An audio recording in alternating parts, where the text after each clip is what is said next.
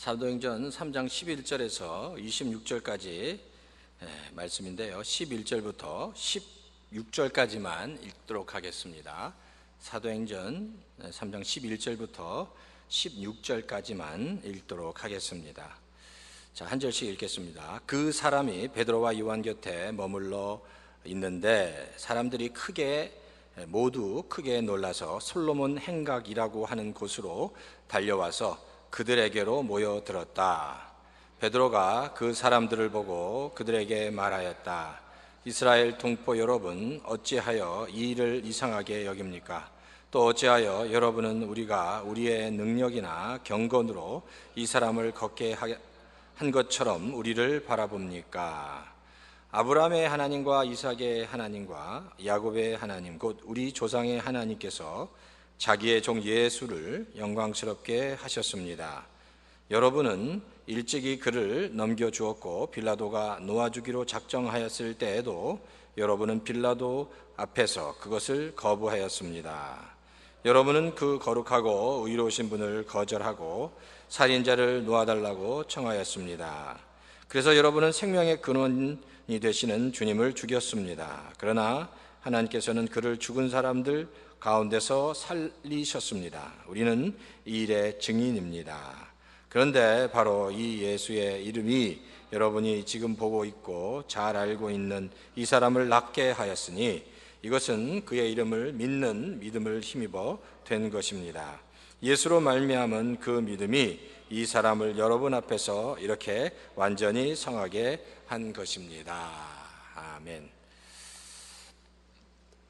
잠깐 기도하겠습니다. 하나님, 또 이 아침에도 저희와 함께해 주시고 하나님의 귀한 은혜로 충만하게 채워주시고 말씀을 잘 깨달아 알게 하시고 성령께서 성령의 빛으로 말씀을 비추어 주시옵소서.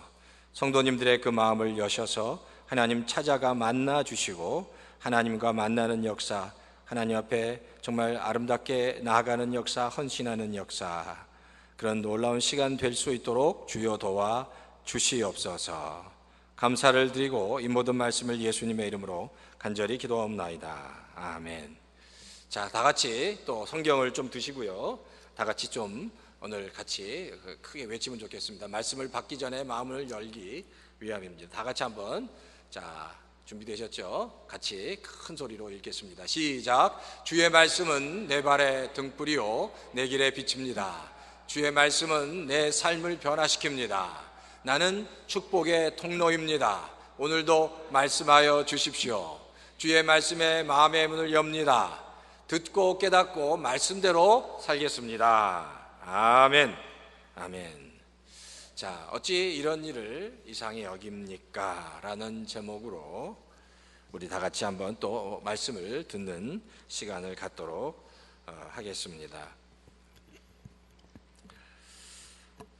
서울 양화진이라는 곳에 가면 선교사들의 그 무덤이 있습니다. 양화진이라는 곳에는 굉장히 그 수많은 선교사님들의 그 무덤이 그곳에 있는데 그 양화진의 최초로 묻힌 선교사가 잔 헤론이라는 선교사입니다. 근데 이 잔 헤론 선교사는요, 언더우드나 아펜젤러 같은 아주 유명한 선교사님들처럼 이름이 알려지지 않았지만 정말 조선을, 우리나라 이 땅을 사랑한 선교사님이었습니다. 그는 태생은 영국 태생이었고요, 미국 테네시 종합대학에서 의과를 공부했습니다. 그런데 테네시 종합대학 역사상 가장 좋은 성적으로 수석으로 졸업한 의학도였습니다. 자, 그래서 너무 똑똑하고 너무 우수한 성적으로 졸업을 해서 이 테네시 종합대학에서 졸업하자마자 그를 그 의과대학 그 교수로 미리 임명을 했습니다. 근데 그 의과대학 교수로 임명을 했지만 그는 이미 조선의 선교사가 되기로 작정했기 때문에 그에게 온 모든 것들을 다 거절했습니다. 그가 선교사로 그 헌신할 수 있었던 그 동기는 그 선교 잡지인 The Missionary Review of the World라는 그 선교 잡지에 한국의 이수정이라는 성도가 기고를 했는데 그 글을 읽고 도전을 받고 감동을 받았기 때문입니다. 그 내용은 잠깐 살펴보면 이렇습니다. 미국 사람들이여 조선에 선교사를 보내주십시오. 조선 백성들은 아직 문명의 밝은 세계를 모르는 암흑 세상에서 깊은 잠에 빠진 불쌍한 사람들입니다 라고 시작하는 그의 편지의 호소에 바로 이 헤론 선교사가 감명을 받고 선교지로 가기로 작정합니다. 하나님께서 부르심을 들은 거죠. 너희는 땅끝까지 이르러 내 증인이 되라는 그 말씀 붙잡고 조선을 선교지로 정하고 선교사로 갈 것을 결심합니다. 자, 그런데 그때 헤롯은요, 이미 그 결혼하기로 약정한 약혼녀가 있었습니다. 근데 이 약혼녀가 사실 그 이제 자기 남편 될 사람이 갑자기 이제 조선으로 선교사로 간다니까 거기는 병원도 없고 약국도 없고 그리고 너무너무 가난하고 먹을 것도 없는 그런 나라에 갑자기 선교지로 간다고 하니까 근심이 쌓였습니다. 그래서 결국 이제 반대를 했어요. 예? 사실 이 헤롯과 이 여인이 결혼할 때는 그렇잖아요. 똑똑하죠. 대학에서 인정받죠. 졸업하자마자 교수뿐만 아니라 의사가 되죠. 그러니까 그 인생이 확 폈는데 갑자기 알지도 못하는 미개한 어떤 나라에 정말 가서 선교사로 가겠다고 하니까 그 여인에게는 청천벽력 같은 일이었습니다. 그런데 여자가 반대를 해도 이 잔 헤론 선교사의 그 열정을 꺾을 수 없었습니다. 그래서 1884년에 북장로교회 조선 선교사로 파송을 받아서 먼저 일본으로 떠나는데 일본에 가서 바로 이제 자기가 읽었던 편지를 보냈던 이수정이라는 사람을 만나서 이제 한국에 대해서 문화와 풍습과 그리고 언어 교육을 받고 1885년 언더우드와 아펜젤러 선교사 그 다음으로 제물포, 인천 근처의 제물포에 들어가게 됩니다. 근데 그 당시가 어떤 당시였냐면 1884년이 그 당시 이제 조선의 그 갑신정변과 같은 굉장히 복잡한 정치적으로 복잡한 시대였습니다. 근데 그 정치적으로 복잡한 시대에 미리 의료 선교사로 왔던 알렌이라는 선교사가 있었는데 그 알렌 선교사가 그 최초의 서양식 병원 광해원을 설립하고 거기 일대 원장이 됩니다.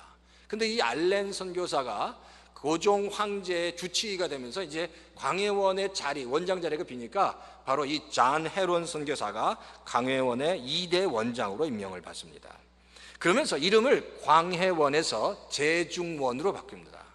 근데 그 이유는 뭐냐면 광해원이라는 것은요 특별히 어떤 왕족만을 치료했는데 제중원이라는 얘기는 모든 민중들, 모든 백성들을 이제 치료하겠다라는 모토를 가지고 이름을 제중원으로 바꾸고 그 당시 고통당하고 있는 모든 백성들에게 치료하며 복음을 전하기 시작했습니다. 그 당시에 그 조선에는 굉장히 많은 전염병들이 있었다고 합니다. 그래서 이 잔 헤론 선교사님이 한 5년 동안 조선의 전국을 돌아다니면서 그 전염병과 싸워서 그 전염병 환자들을 많이 치료했다고 하는 거예요. 그러니까 5년 동안 한 번도 쉬지 못하고 5년 후에 약한 남한산성에 가서 가족들과 정말 오랜만에 휴식을 취하는데 또 제중원에 아주 급한 환자가 왔다는 소식을 듣고 제중원으로 급히 가다가 거기서 사실 과로로 쓰러져 죽습니다. 이제 이질이라는 풍토병에 걸려서 죽는데 과로로 쓰러져 죽는다는 거죠. 사실 이 잔 헤론 선교사는 테네시 대학에서 교수 자리를 뿌리쳤고요. 정말 세상에서 정말 좋은 부귀 영화를 누릴 수 있는 좋은 정말 인정을 받을 수 있는 것을 다 뿌리치고 조선에 복음을 들고 왔는데 복음에 온 지 5년 만에 자기 아내와 두 딸을 하나님께 맡기고 1890년에 33살의 나이로 청춘을 하나님께 불사르고 죽게 됩니다. 33살이면요 제가 지금 가만히 따져봤더니 우리 박 장로님 첫째 아들 로이가 33살 정도 된 것 같아요. 그러니까 로이 나이 때 5년 전에 헌신하고 그 미개한 나라 조선에 가서 자기의 목숨을 불살리다가 로이 나이 때 거기서 죽은 거예요.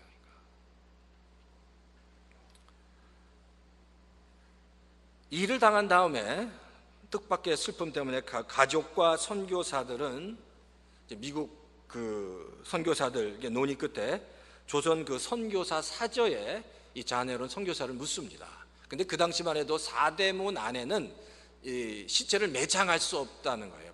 불법이었답니다. 그래서 몰래 선교사 사저 뒤뜰에 이 잔 헤론 선교사를 묻은 후에 3년 있다가 이 고종 황제가 바로 양화진이라는 곳에 외국인의 묘를 허락해서 그 외국인의 묘에 첫 번째로 묻힌 사람이 바로 잔 헤론 선교사였다는 겁니다. 제가 이 잔 헤론 선교사 이야기를 들으면서 어떻게 그렇게 젊은 나이에 아무도 알지 못하고 꺼려했던 조선에 가서 5년 동안 정말 목숨을 걸고 사역하다가 거기에 자기의 인생과 자기의 목숨을 바칠 수 있는가, 참 그 일생을 생각하면서 많은 생각들을 했습니다. 근데 사실 이 이야기는 한국 그 선교 교회 역사의 한 부분에 불과하고 수많은 믿음의 사람들이, 선교사 그 한 분 한 분들이, 한 사람 한 사람이 조선의 복음화를 위해서 죽어갔다는 것을 우리가 잊지 말아야 한다는 겁니다. 우리는 그런 복음의 빛을 지고 있다는 겁니다. 오늘 사도행전을 이해하는 데도 마찬가지예요. 우리가 지금 사도행전을 지금 공부하고 있는데, 말씀을 듣고 있는데, 사도행전 역시 사도행전을 이해할 수 있는 아주 중요한 키워드가 하나 있는데, 그것은 사람이라는 겁니다. 믿음의 사람. 그 사람을 통해서 하나님은 하나님의 교회를 세워 가셨다는 겁니다. 사도행전에 보면 1장부터 28장까지 모두 83명, 83명의 이름이 등장합니다. 맨 처음에 나오는 이름은요, 예수님의 그 사도로 12명의 사도로 다시 들어간 마띠아에서부터 맨 마지막은요, 바울을 로마까지 인도했던 율리오라는 백부장이 있었습니다. 배를 타고 인도했던 율리오라는 백부장에 이르기까지 83명의 사람들이 나옵니다. 그런데 이름이 이렇게 밝혀진 사람도 많지만 이름이 밝혀지지 않은 수없이 많은 무명의 믿음의 사람들이 사도행전에 등장한다는 겁니다. 오순절에 그 성령의 역사가 있을 때 마가의 다락방에 120명의 제자들이 있었는데 그 120명의 제자들의 이름이 다 기록되어 있지 않습니다. 그리고 그곳에 예수님의 제자들의 동생도 기록되어 있지 않고요, 일단 오순절 성령을 받았던, 그리고 다 같이 막 성령의 강력한 은혜를 받았던 수없이 많은 곳에서 참여해서 성령의 기름 부으심을 받고 예루살렘 교회를 이루었던 3,000명의 그 성도들의 이름도 기록되어 있지 않고, 오늘 본문에 읽었던 베드로가 복음을 전할 때 베드로 앞에서 세례를 받았던 5,000명의 성도의 이름도 기록되어 있지 않고, 에디오피아 네시의 이름도 기록되어 있지 않고요, 고넬료 가족의 이름과 그의 친구들의 이름도 기록되어 있지 않습니다. 그리고 수많은 안디옥 교회를 세웠던 성도들의 이름도, 로마 교회를 세웠던 성도들의 이름도 대부분 기록되어 있지 않다는 겁니다. 사실 위대한 하나님의 역사는 성경에 이름이 기록된 사람들보다 이름이 없는 믿음의 사람들을 통해서 일어났다는 것을 우리가 잊지 말아야 합니다. 우리에게는 이런 욕망이 있습니다. 우리의 이름이요, 세상에 알려지고자 하는, 우리의 이름을 세상에 알리고자 하는 욕망이 우리에게 있습니다. 공부를 아주 잘해서 우리의 이름을 알린다든지, 아니면은 또 목회를 아주 잘해서든지, 아니면은 비즈니스에 한번 성공해서랄지, 자녀를 한번 잘 키워서 한번 내 이름이 누구누구의 부모라는, 어떤 자녀의 부모라는 그런 이름을 통해서 내 이름을 알리기 원한다는 겁니다. 근데 사실 중요한 건 이런 내 자신의 이름을 알리고자 하는 욕망이 죽어야 한다는 겁니다. 내 이름을 드러내는 게 아니라 내 이름을 내려놓을 수 있어야 한다는 겁니다. 사실 그래요. 신앙생활을 하다 보면 더 영적으로 깊어지면 깊어질수록 내 이름이 드러나는 것이 두려워집니다. 내 이름이 드러난다는 것, 내가 이렇게 앞으로 나서서 이렇게 내 이름이 드러나는 것이 몹시 두려운 사실이라는 것을 알게 됩니다. 그러니까 사실 그래요. 내 이름이 드러나는 것보다 나를 통해서 하나님의 이름이 드러나도록 해야 한다는 겁니다. 주님 말씀하신 것처럼 똑같이 내가 이 땅에서 높아지면 높아질수록 하나님의 나라에서는 낮아질 수밖에 없기 때문입니다. 그러니까 내가 이 땅에서 사역을 하든지 무엇을 하든지 내 이름이 드러나는 것보다 나를 통해서 예수 그리스도의 이름이 드러나야 한다는 겁니다. 우리가 지금 멕시코 미션을 준비하고 있습니다. 참 제가 이 멕시코 미션을 준비하면서 그 어느 때보다 올해는 성도님들이 참 더 열심히 정말 함께해 주시고 도와주고 계십니다. 뭐 카워시를 했을 때 또 정말 기꺼이 도와주셨고, 또 어떤 성도는 같이 점심을 먹으라고 그렇게 또 도네이션 해주신 분도 있고, 또 같이 격려하고 뭐 특별 헌금으로 이 모양 저 모양으로 정말 많이 도와주고 계십니다. 이제 그렇게 애쓰고 관심을 가져주시는 그런 마음들을 하나님께서 다 기뻐하실 거라는 겁니다. 근데 이게 우리가 하나님의 관점을 우리가 생각해 볼 필요가 있다는 겁니다. 그런 많은 말들이, 많은 일들이 있어요. 그러니까 그럴 때 정말 말없이 묵묵하게 뒤에서 정말 이렇게 도와주는 그 손길이 이 선교를 준비하는 그 사역자들이나 선교에 참여하기 위해서 하는 모든 액티비티를 운영하는 모든 분들에게 큰 도움이 된다는 사실입니다. 그런데 그런 일들을 할 때 사실 그래요. 많은 사람들이 내 이름이 드러나는 그것을 기뻐할 수 있을지 모르지만, 사실 우리가 더 관심을 가져야 될 건요, 모든 어떤 일들을 통해서 내 이름이 드러나는 것보다 다른 사람들이 그래서 아무개 집사님, 아무개 장로님이 이렇게 하는구나가 아니라, 내 이름이 사람에게 기억되는 게 아니라 하나님에게 기억되는 것이 더 중요하다는 겁니다. 하나님에게 기억되는 것. 사람에게 기억되는 것은 바로 그때뿐입니다. 근데 하나님에게 기억되는 것, 그 사역을 진심으로 감당함으로 하나님에게 기억되는 것이 가장 큰 축복이라는 겁니다. 그라지 세일을 2번 했습니다. 지지난주에 하고 어저께도 그라지 세일을 했는데, 아무튼 지지난주나 어저께 할 때나 늘 변함없이 한결같이 그 일을 감당해 주신 분들이 있습니다. 뭐 누가 알아주지도 않는 거죠. 아침 새벽부터 나와서 오후 2시, 3시까지 애를 썼습니다. 그런데 제가 정말 말없이 그 일을 감당하는 아이들과 청년들과 우리 집사님들을 보면서 반드시 사람은 기억하지 않아도 하나님께서 분명히 기억하실 줄 믿습니다. 중요한 건 내가 내 인생을 돌아봤을 때 과연 하나님이 내 이름을 기억하시느냐 아니냐, 그게 더 중요한 관건이다라는 사실입니다. 두 번째 키워드는 성령님입니다.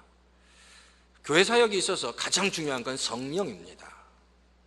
생각해 보세요. 성령이 없는 사람, 성령이 없는 교회, 성령이 없는 가정, 성령이 없는 선교, 성령이 없는 비즈니스, 성령이 없는 자녀, 아무 소용이 없는 겁니다. 성령 없이 행하는 것 아무 소용이 없습니다. 하나님이 함께 하시지 않는 사역 아무 소용이 없습니다. 내가 아무리 최선을 다해서 세상 사람들이 그 모든 것들을 정말 다 알아줘도 성령 없이 되어지는 모든 일들은 공허할 수밖에 없다는 겁니다. 그러니까 성령도 마찬가지예요. 초대교회, 1세기 초대교회의 가장 중요한 키워드는 성령입니다. 성령께서 하셨기 때문에, 성령께서 함께 하시니까 이런 귀한 열매들이 맺어지게 됐다는 겁니다. 성경에 보면 성경에 그 성령에 관한 가장 많은 기록을 누가 했냐면 누가가 기록했습니다. 성령의 사역의 가장 중요한 핵심이 되는 사역과 그 기록들이 누구를 통해서 나타났냐면 누가를 통해서 나타났어요. 그러니까 누가는 이 성령에 대해서 굉장한 많은 관심을 가졌던 것 같아요.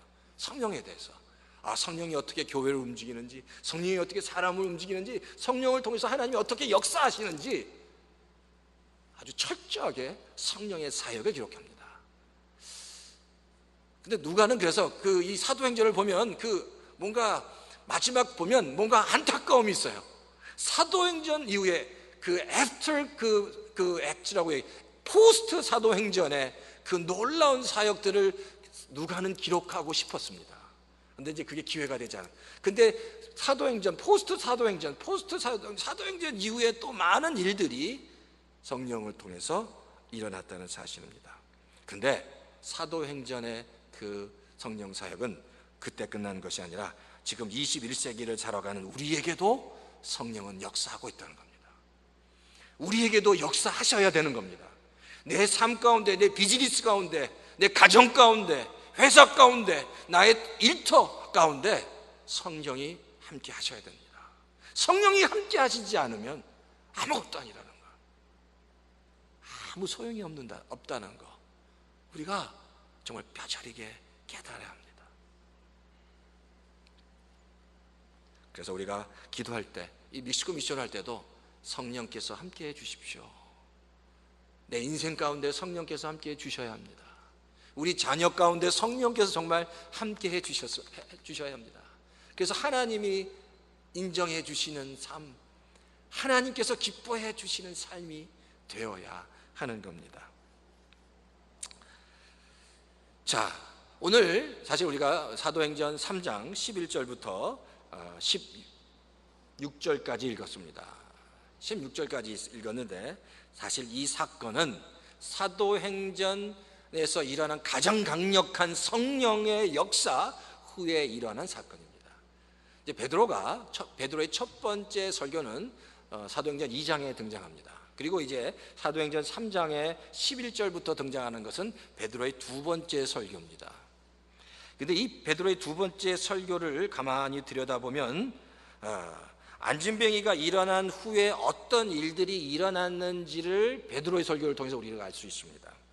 11절에 보면 이 11절에 보면 자, 이 40년 동안 안진뱅이로 있었던 이 안진뱅이가 벌떡 일어나서 이제 그 베드로와 요한을 이렇게 꽉 붙잡았다고 얘기합니다. 11절에 표준 세번역에는 그 사람이 이 나면서부터 안진뱅이였던 그 사람이 베드로와 요한 곁에 머물러 있다고 얘기하지만 다른 영어 성경과 그리고 다른 개역 성경은 붙잡았다라고 얘기합니다. 꽉 붙잡은 겁니다. 펄쩍펄쩍 피다가 성전에 들어갔다가 이제 베드로 옆에 머물러 베드로를 붙잡고 있는 겁니다. 뭘 상징할까요? 베드로가 나를 고쳤다는 겁니다. 베드로와 요한이 나를 고쳤다는 겁니다.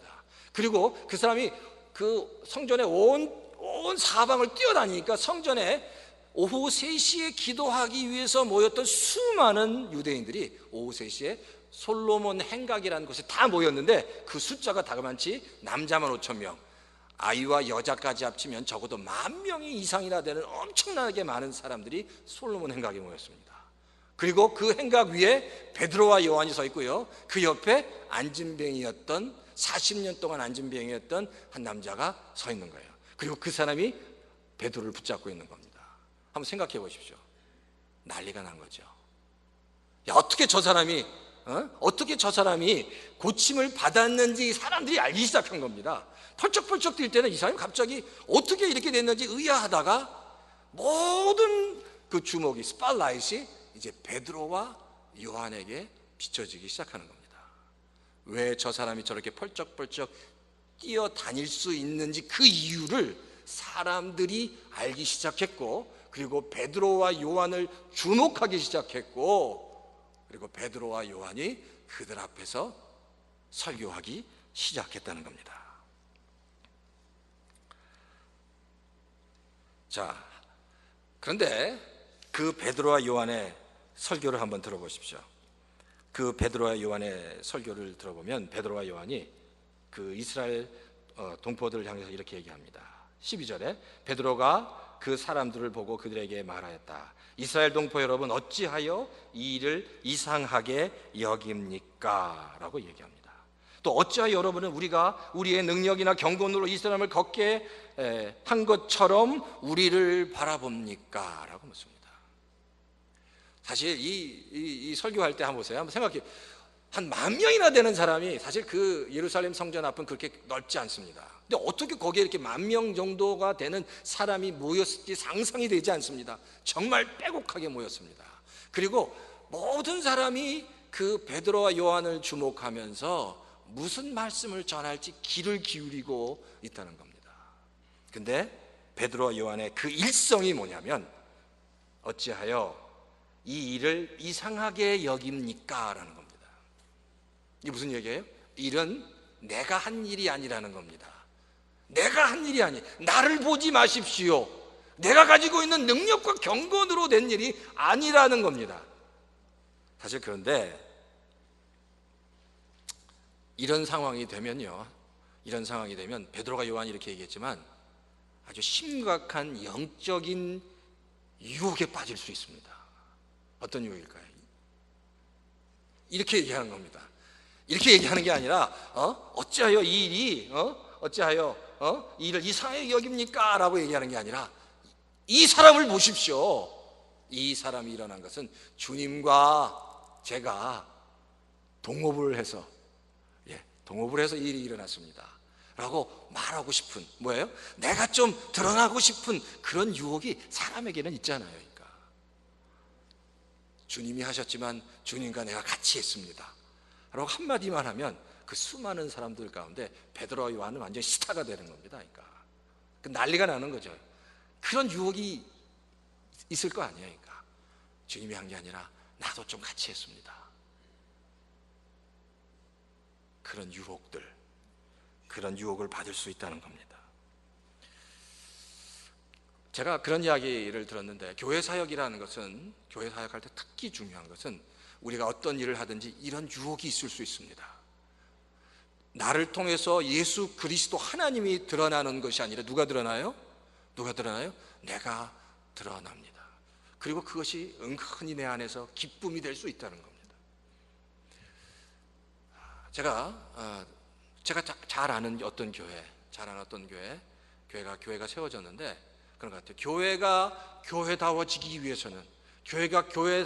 위해서는 교회를 건축하든지 무슨 일을 하든지 모든 성도가 자신이 피땀 흘려 드린, 정말 모든 성도가 드린 그 피땀 흘린 헌금으로 교회는 운영되어야 됩니다.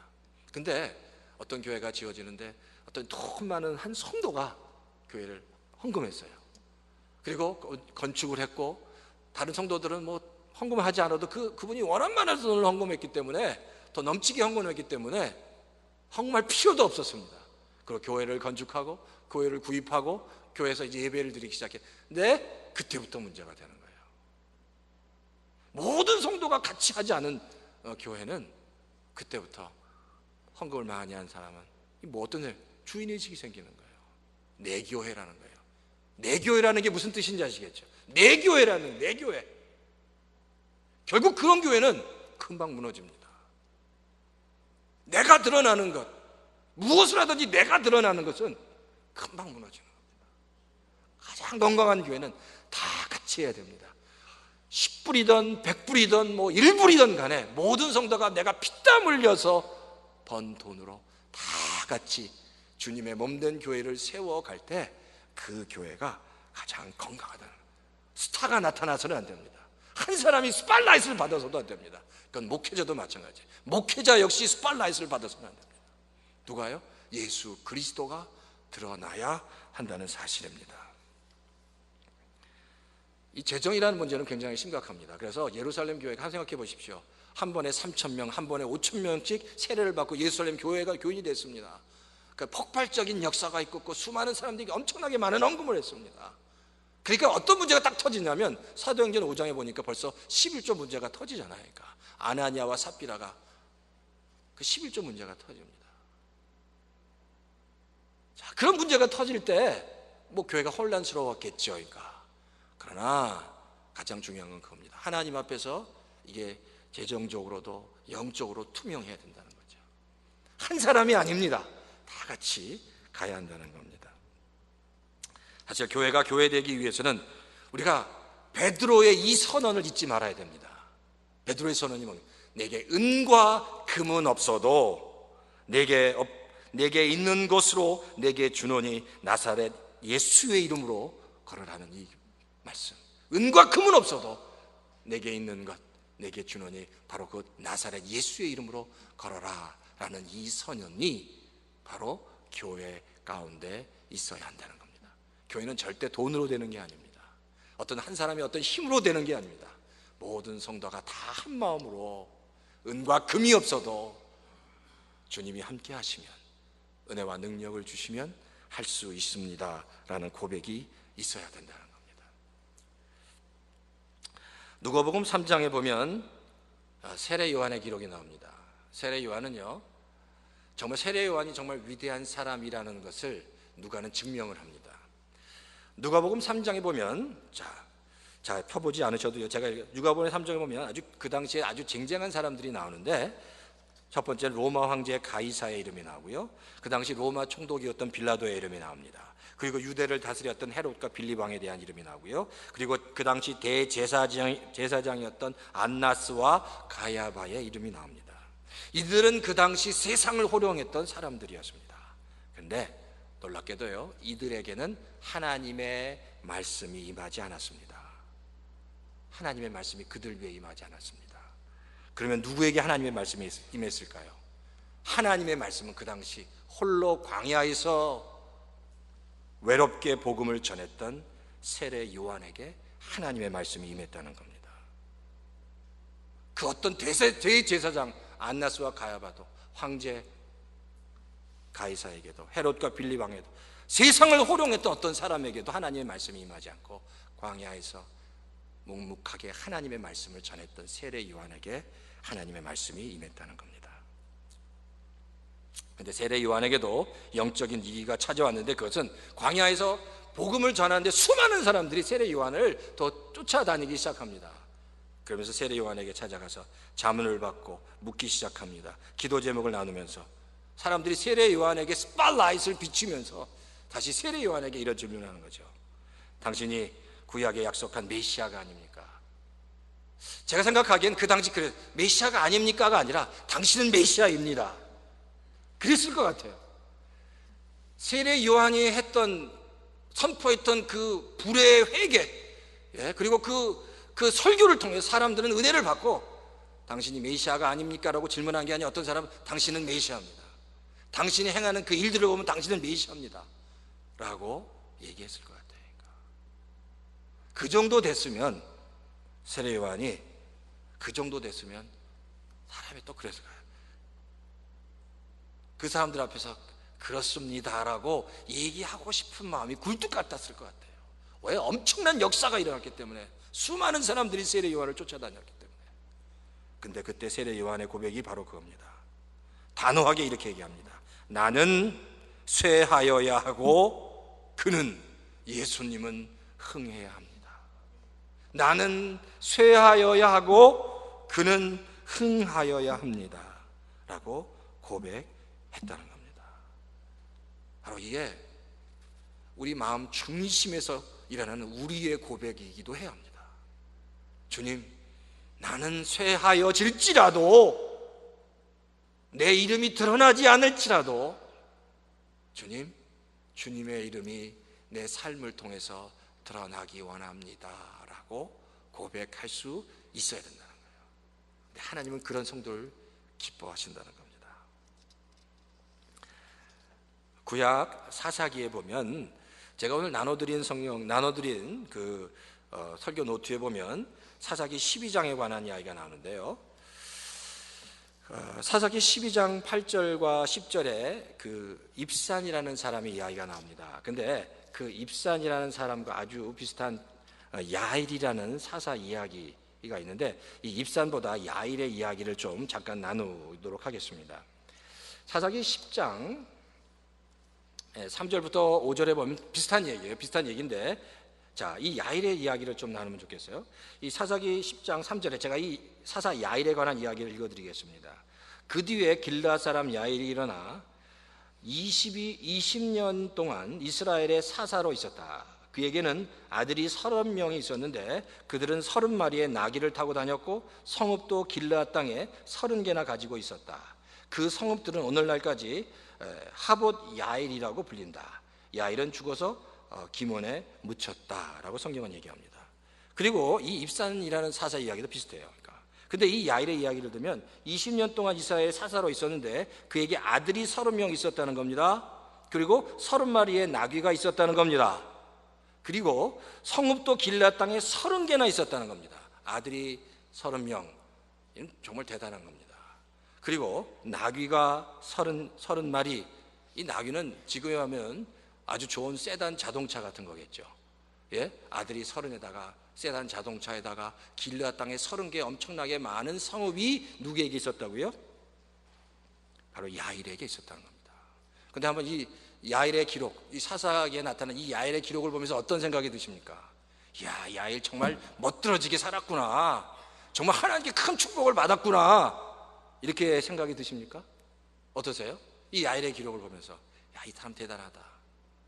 근데 우리가 이 야일의 기록을 보면서, 입산의 기록을 보면서 사실 저는 답답합니다. 자녀가 30명 두어서 어떻겠다는 겁니까? 나귀가 30마리나 가져서, 그리고 길르앗 땅에 30개의 성읍을 가져서 어떻다는 거죠? 그러니까 바로 이 기록은 하나님의 평가라는 겁니다. 아무리 잘 살아도 그게 무슨 의미가 있냐는 거죠. 세상에 내 이름이 가장 드러난다고 그게 무슨 의미가 있냐는 겁니다. 가장 중요한 것은 내 이름은 하나님이 기억하셔야 합니다. 하나님이 기억하셔야 됩니다. 하나님이 기억하는 것이 가장 성공한 인생이라는 겁니다. 그래서 다니엘에 이렇게 기록합니다. 다니엘에 보면, 다니엘서 12장 3절에 보면 성경이 기록합니다. 많은 사람들을 옳은 대로 돌아오게 한 자는 별과 같이 영원토록 빛나리라 라고 얘기합니다. 많은 사람들을 옳은 대로 돌아가게 한 자는 별과 같이 영원토록 빛나리라.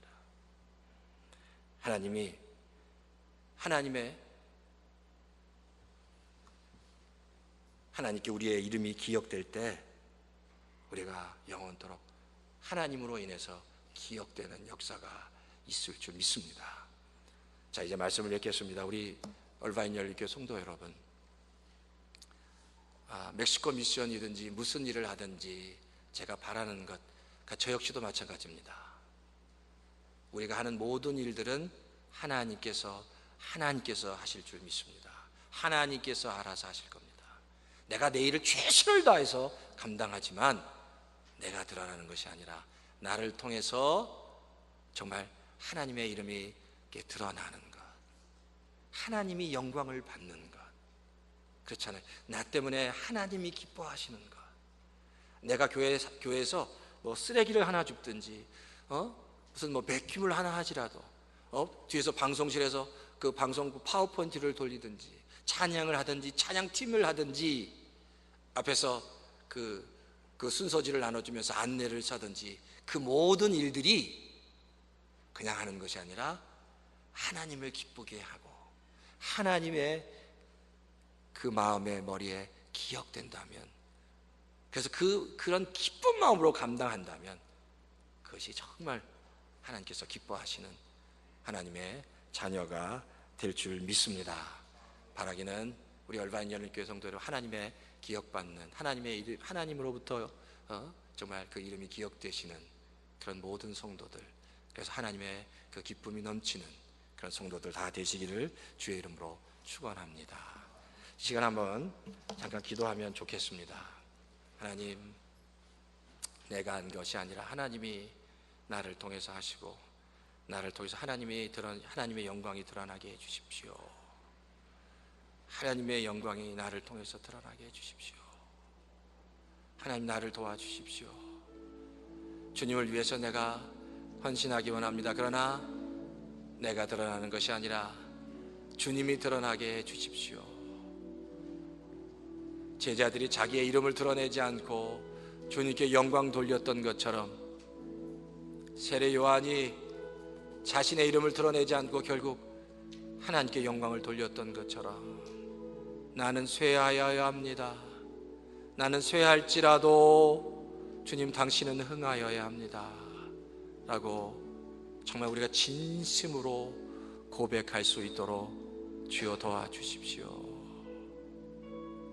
내가 쇠할지라도, 내가 망할지라도 주님의 이름은 흥해야 합니다. 주님의 이름은 흥해야 합니다. 하나님, 우리 얼바인 열린교회를 통해서 하나님의 이름이 크게 드러나기 원합니다. 이 멕시코 미션을 통해서 하나님의 이름이 크게 드러나기를 원합니다. 우리 성도들의 삶을 통해서 하나님의 이름이 크게 드러나기를 원합니다. 성도들의 고백 가운데 내가 쇠하여도 쇠할지라도 주님의 이름은 하나님 흥해야 합니다. 이런 진심 어린 기도가 우리 가운데 나올 수 있도록 주여 도와주시옵소서. 하나님, 나를 감추어 주시고 나를 통해서 하나님의 영광 받아 주시옵소서. 나를 통해서 하나님의 영광 받아 주시옵소서. 주여 하나님 붙잡아 주십시오. 주여 하나님 역사해 주십시오. 주여 붙잡아 주십시오. 하나님 함께해 주십시오. 하나님, 정말 하나님의 이름이 드러나는 교회를 하나님께서 축복하시고 부어주실 줄 믿습니다. 주여 하나님 붙잡아 주십시오. 저희들 붙잡아 주십시오. 붙잡아 주십시오. 주여 믿습니다. 지금은 예수 그리스도의 그 크신 은혜와 하나님 아버지의 극진하신 사랑하심과 성령님의 내주하심과 감동 역사하심이 나의 이름이 드러나지 않고 하나님의 이름이 드러나고 하나님께서 영광 받으시기 원하는 모든 성도들 위해, 우리 얼바인 열린교회 교회 이름이 드러나지 않고 정말 하나님의 이름이 드러나기 원하는 모든 성도들과 가정들 머리 위에 이제로부터 영원히 함께 하시기를 축원하옵나이다. 아멘.